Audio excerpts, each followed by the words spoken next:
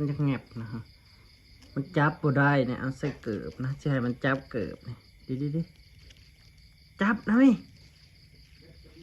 จับเกิบโอ้ไงหมาไงหมาไงหมาไงหมาไงหมา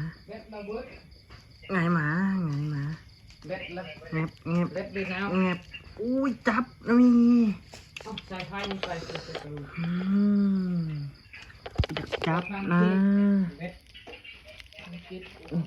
มันจะกินสกเลยนะโย่ดิเรากำลังจะดูขึ้นไหมขึ้นนะมีมึงสิสกเกิบโอ้ยสั่งมันเห็ดขึ้นนะมีขึ้นนะมีมันกระบังไฟดินกับแมงขึ้นนะมีกับแมงมาดีเหลือเลยบ่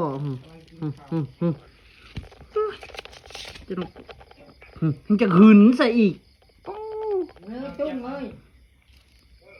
จับนะจ๊ะหนูจะไปเดินนะจ๊ะอันนี้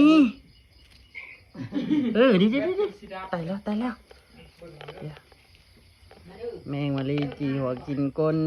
ไปทางภายทางมันไปเลยบินฮั่นเด็กเขากุ๊กตรงนี้แล้วนี่เขากุ๊กลำไยเรียบร้อยจบคลิป